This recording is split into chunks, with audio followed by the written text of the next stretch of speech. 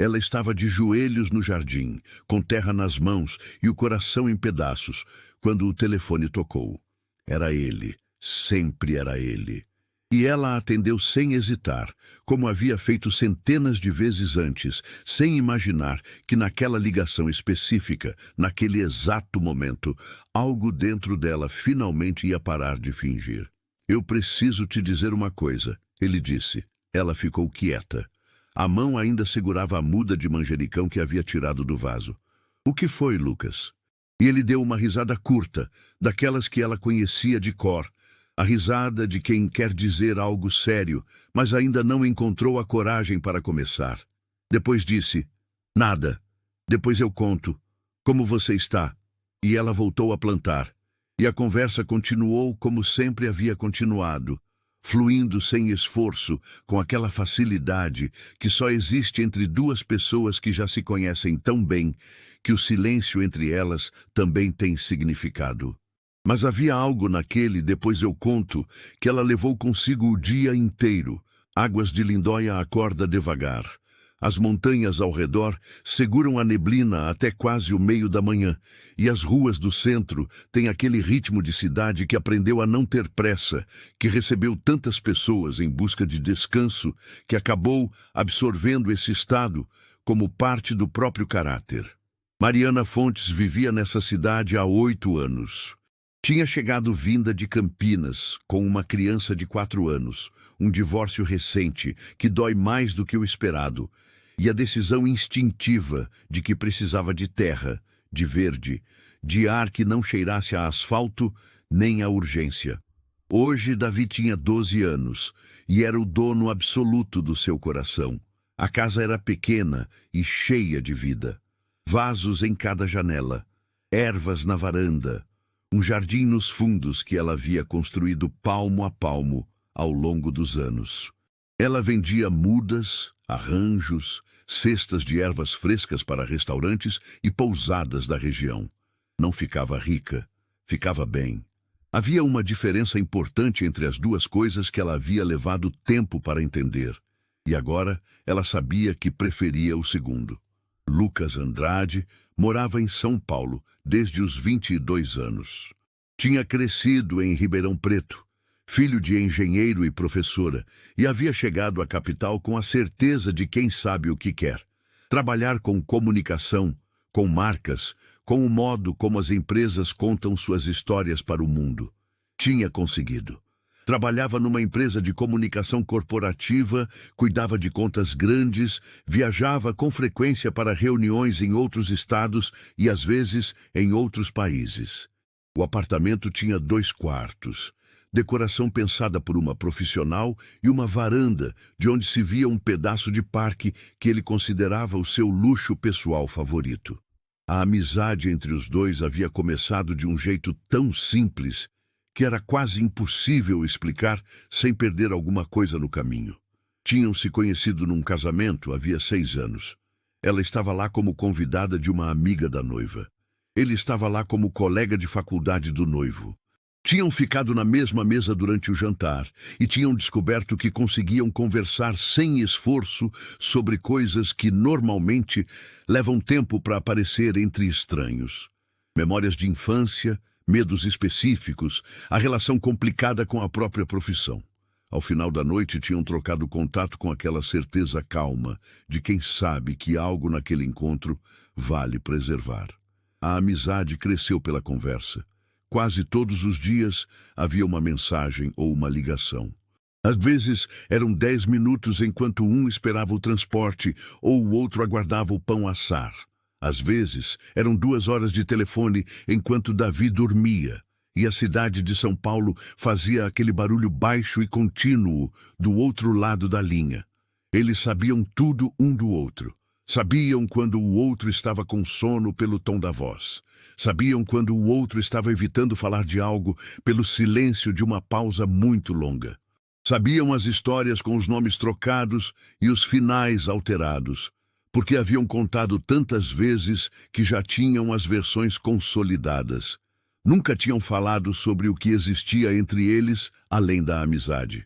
Era o único assunto que, de forma tácita e sem combinação prévia, havia ficado de fora. A ideia da viagem surgiu numa quinta-feira de março.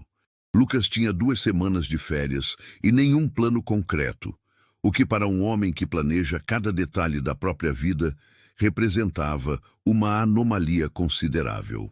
Mariana havia mencionado numa conversa anterior que Davi estava obcecado com o mar, que havia visto fotos de Maragode numa pesquisa escolar e que havia dito que um dia queria ir lá, com aquela seriedade específica das crianças de 12 anos que ainda acreditam que desejos precisam de declaração formal para se tornarem reais.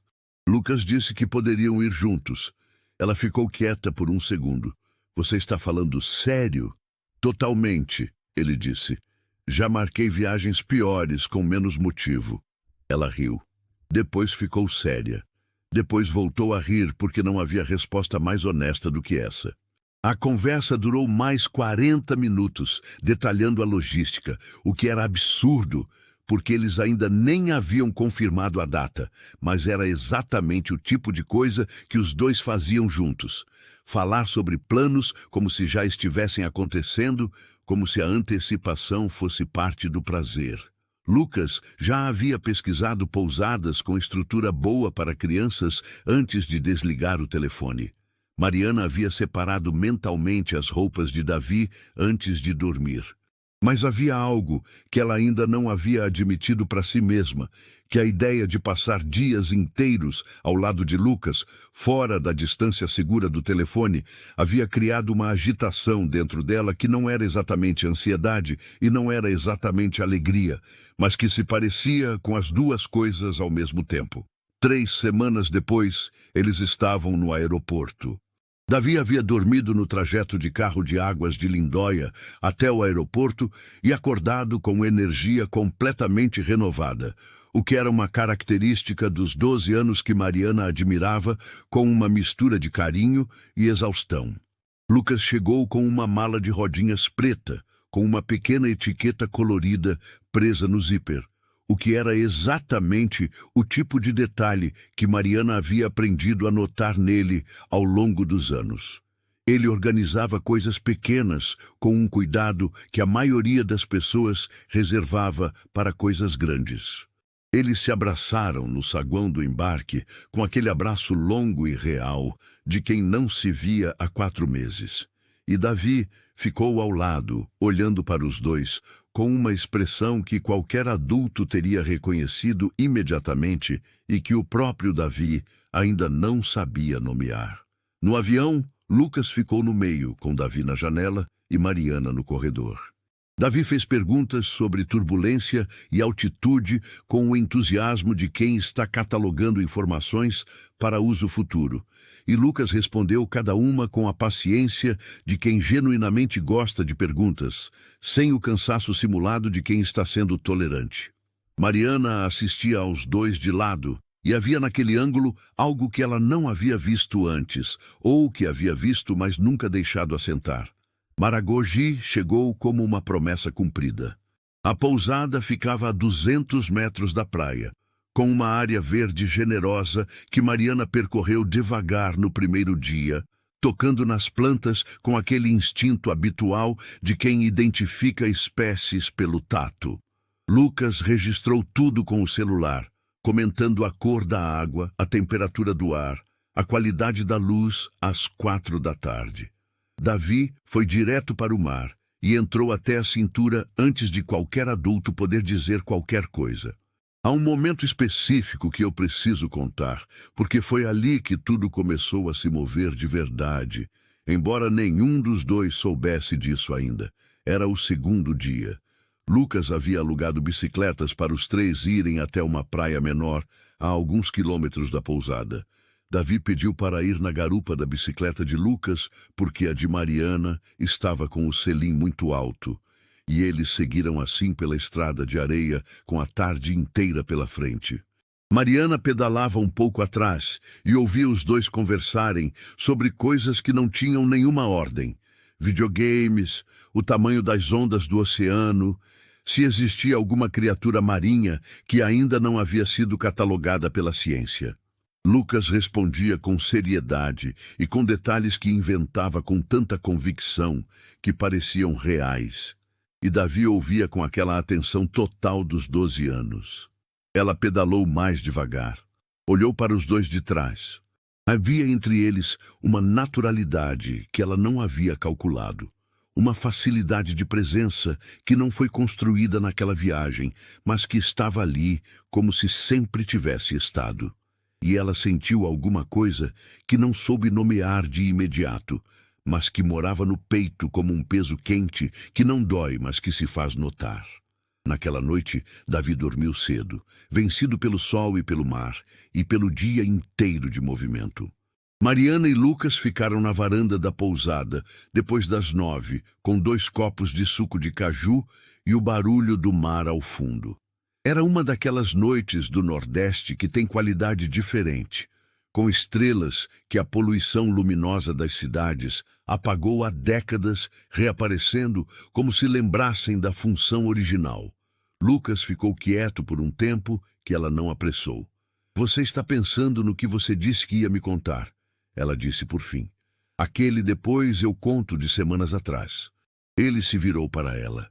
Havia no rosto dele uma expressão que ela reconhecia da voz nas ligações telefônicas, mas que nunca havia visto de frente assim, com a luz baixa da varanda e o mar respirando ao fundo.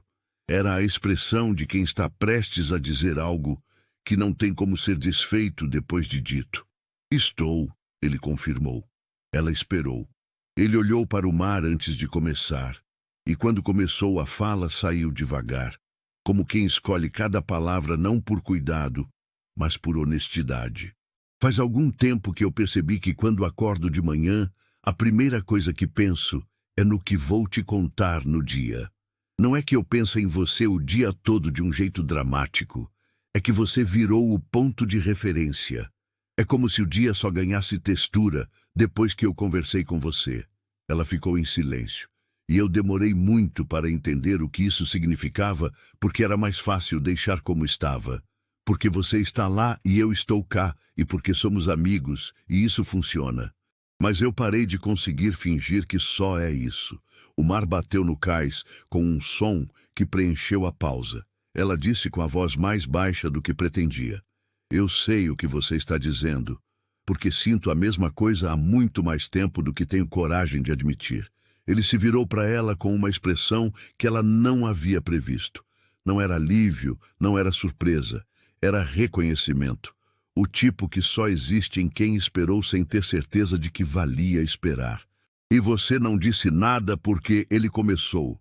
Porque temos vidas completamente diferentes, porque você mora em São Paulo com a sua rotina de reuniões e viagens e eu moro numa cidade que a maioria das pessoas usa para tirar férias, porque eu tenho um filho de 12 anos e tudo que envolve isso, porque parecia grande demais para arriscar o que já temos.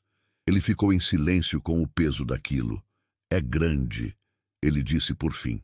Mas eu não consigo parar de achar que é mais fácil enfrentar o que é grande do que viver sem o que é importante. Ela olhou para as estrelas por um momento. Depois, olhou para ele. Havia entre eles aquela distância de 0,5 metro que separa 2 corpos numa cadeira de varanda, e era ao mesmo tempo a menor e a maior distância que ela havia sentido naquela vida inteira. Quando ele estendeu a mão sobre o apoio da cadeira, ela a segurou. Não foi um gesto que precisou de interpretação. Foi o tipo de coisa que acontece quando 2 corpos finalmente param de fingir que não gravitam um em direção ao outro. Os dias que restaram de viagem tiveram uma qualidade diferente que não era de início de romance nem de fim de amizade, mas de algo que se transforma sem perder o que era. Davi notou alguma coisa sem saber o quê, com aquela percepção aguçada das crianças que ainda não filtraram o mundo o suficiente para deixar de ver o que está na superfície. Na última manhã, quando estavam tomando café na área aberta da pousada, antes de ir para o aeroporto, ele olhou para Lucas com a seriedade dos seus 12 anos e disse: Você vai continuar ligando para a minha mãe quando a gente voltar? Lucas não hesitou. Vou, mas talvez eu ligue menos. Davi fez uma cara de confusão. Porque talvez eu apareça mais. O menino ficou processando aquilo por um segundo. Depois voltou para o iogurte sem fazer mais perguntas, o que era a versão dele de aceitação. O avião de volta voou sobre o litoral por tempo suficiente para que os três vissem Maragogi lá embaixo pela janela, com aquele azul que parece impossível até você ver de perto, e então passa a ser o padrão pelo qual você mede todos os outros azuis. Davi ficou com a testa colada no vidro. Lucas ficou olhando para Mariana, que olhava para o oceano com uma expressão que ele havia aprendido a reconhecer ao longo de 6 anos de conversas. Era a expressão de alguém que está guardando algo dentro para não desperdiçar na velocidade. De volta em São Paulo, Lucas ficou no apartamento por 3 dias, sentindo a diferença de temperatura entre a vida de antes da viagem e a vida depois dela. A diferença não era dramática, era precisa. Era a diferença entre uma rotina que funciona e uma rotina que tem sentido. Abria o celular pela manhã e a vontade de ligar para Mariana tinha uma nova camada, que não era urgência nem ansiedade. Era a presença de algo que agora tinha nome. Mariana voltou para o jardim com as mãos na terra e o coração em outro estado. Davi foi para a escola na segunda-feira como se o mundo não tivesse mudado, que era exatamente como o mundo parecia para quem olhava de fora, porque as mudanças que importam acontecem em lugares que não têm visibilidade imediata. Eles ligaram no primeiro dia de volta, como sempre, mas a ligação durou mais tempo.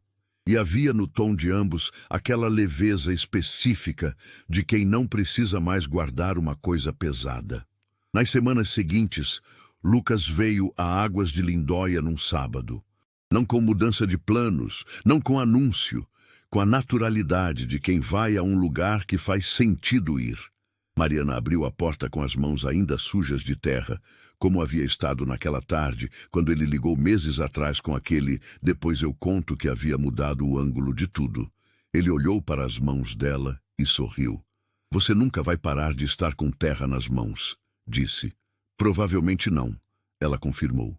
Ele entrou como se o espaço já fosse familiar, porque era. Havia visitado aquela casa tantas vezes na imaginação, ouvindo ela descrever cada canto em ligações de madrugada, que agora era quase como reconhecer um lugar que ele havia morado antes em outro tempo. A tarde foi simples. Ela mostrou o jardim, ele fez perguntas com interesse real, Davi apareceu do quarto às 3 da tarde com cara de quem dormiu mais do que planejou e encontrou Lucas sentado no banco de madeira, debaixo da mangueira, como se fosse algo completamente normal. O que de certa forma já era. O que não estava resolvido ainda era a questão da distância.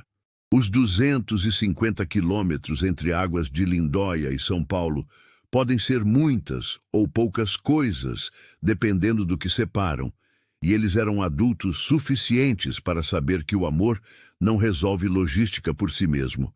Havia uma conversa sobre isso que precisava acontecer, e ela aconteceu numa tarde de domingo, com Davi na casa de um amigo e os dois sentados na varanda com café que havia esfriado porque nenhum dos dois tinha prestado atenção. Ele disse que podia trabalhar de casa 2 ou 3 dias por semana, que a empresa havia mudado a política de trabalho e que ninguém exigia mais presença diária de quem não tinha função operacional, que talvez pudesse vir para Águas de Lindóia nos dias de trabalho à distância e manter o apartamento para os dias de reunião presencial. Ela ouviu tudo isso com aquela atenção que ele conhecia, que nunca era passiva, mas tampouco interrompia antes de entender o quadro inteiro. "Isso significa que você estaria aqui parte do tempo", ela disse. "Parte importante do tempo", ele corrigiu. Ela olhou para o jardim por um momento. Havia uma planta no canto que estava precisando de replantio há semanas, e ela havia adiado, porque às vezes adiar uma coisa pequena é a forma de não ter que pensar na coisa grande que está por baixo. "E o apartamento? Permanece por enquanto", até fazermos sentido de como isso funciona na prática e não só na teoria. Ela olhou para ele. Havia nele uma combinação que ela havia levado 6 anos para entender completamente. Era perfeccionista sem ser rígido. Gostava de tecnologia sem deixar que ela substituísse presença. Planejava detalhes pequenos, com cuidado excessivo, porque era esse o jeito que ele demonstrava que algo importava. Não era o jeito dela, era o oposto do jeito dela. E havia nos opostos, ela havia aprendido uma linguagem que precisa de tempo para ser traduzida, mas que uma vez aprendida é a mais rica que existe. Tem uma coisa que Davi disse para mim antes de dormir na última noite em Maragogi. Ela disse. O quê? Ele disse que Lucas era o tipo de pessoa que sabe ouvir de verdade, que a maioria dos adultos ouve esperando a vez de falar, mas que você ouvia como se o que ele dizia importasse de fato. Lucas ficou em silêncio por um momento que ela não apressou. Então ele perguntou, com uma voz que tinha dentro dela a qualidade das perguntas que não precisam de resposta, mas que fazem a pergunta assim mesmo. Posso ficar para o jantar hoje? Ela levantou da cadeira, foi até a cozinha e disse de lá, sem dramatismo, com aquela simplicidade que era a linguagem dela. Tem feijão de ontem e eu faço arroz agora. Ele foi até a cozinha sem ser chamado e ficou de pé ao lado do fogão como se sempre tivesse ficado ali. O feijão ficou bom. O arroz ficou no ponto. Davi chegou às 7 da tarde com aquele barulho de porta e mochila que Mariana havia aprendido a reconhecer como o som mais familiar do mundo, e encontrou Lucas ajudando a pôr a mesa com aquela exatidão que era tão dele que já não parecia estranha. Os 3 jantaram juntos. Havia na mesa uma leveza que não havia sido construída naquela noite, mas que havia chegado até ali, carregada por 6 anos de ligações telefônicas, de histórias contadas e recontadas, de silêncios divididos e de depois eu conto que levou meses, mas finalmente chegou. Depois do jantar, enquanto Davi lavava a louça com um fone no ouvido e Lucas e Mariana ficaram na mesa com o resto do café, ela olhou para ele e disse algo que havia guardado desde Maragogi. Eu fiquei com medo por muito tempo de arriscar o que tínhamos por algo que podia não funcionar. Eu sei, ele disse, e ainda tenho um pouco de medo. Eu também, ele disse, mas eu acho que esse é o tipo de medo que indica que você está no lugar certo, não que você está no lugar errado. Ela ficou com aquilo por um momento. Do lado de dentro da cozinha, podia ouvir Davi cantarolando algo sem melodia definida enquanto cuidava dos pratos. As diferenças entre eles não desapareceram, porque 2 pessoas se amam. Isso seria uma simplificação irreal, e os 2 sabiam disso. Ele ainda chegava com o celular cheio de pesquisas sobre a melhor rota para qualquer coisa. E ela ainda decidia o caminho pelo instinto e pela memória afetiva do atalho, que uma vizinha tinha ensinado há 4 anos. Ele ainda montava cronogramas para viagens que ela descobria que preferia improvisar. Ela ainda plantava coisas sem planejar onde iam crescer, e ele ainda reorganizava o armário dela, quando achava que havia um sistema melhor. O que gerou a primeira discussão real que tiveram, num domingo de chuva, que acabou bem, porque os 2 tinham o hábito de não deixar as coisas mal resolvidas dentro da mesma casa. Havia entre eles a geometria específica de 2 mundos diferentes que aprendem a coexistir não por apagamento, mas por tradução. Ele aprendeu o nome das ervas do jardim porque ela falava sobre elas como se fossem personagens. Ela aprendeu o nome dos programas que ele usava no trabalho porque ele os descrevia com o mesmo afeto com que ela descrevia as plantas. Davi aprendeu que Lucas chegava sempre com algum objeto tecnológico que ele nunca havia visto e que podia ser explicado em detalhe se você tivesse 15 minutos e paciência, o que Davi tinha em abundância quando o assunto era novo. O apartamento de São Paulo ficou por mais 6 meses. Depois, num domingo de setembro, Lucas chegou a Águas de Lindóia com uma caixa que tinha dentro 3 objetos que havia decidido trazer antes de qualquer outro. Uma planta que havia comprado numa feira porque lembrava o jardim dela, um livro que ela havia mencionado numa ligação 2 anos atrás. E ele havia anotado e esquecido até reencontrar a anotação. E a foto que tinha do casamento onde os dois haviam se conhecido, impressa numa loja no caminho, com moldura simples.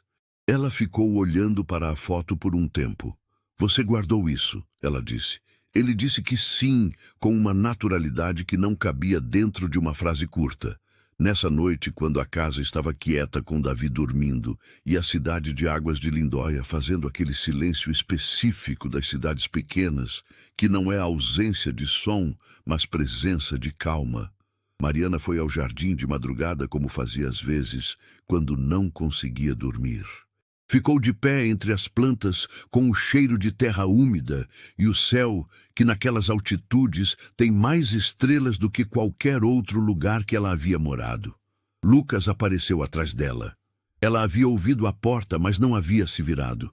Ele ficou ao lado dela sem dizer nada por um tempo que não precisava de palavra. Depois ela disse, bem baixinho, mais para as plantas e para as estrelas do que para ele. Mas ele ouviu. Eu passava anos com a sensação de que algo faltava. Não de forma dramática, só uma textura que o dia não tinha completamente. Ele ficou em silêncio. E agora não falta mais. Ele segurou a mão dela com cuidado, do jeito que ela havia aprendido ser o jeito dele de dizer as coisas que a voz não diz, com aquela precisão que ela havia demorado para entender, mas que agora reconhecia como a sua língua mais honesta.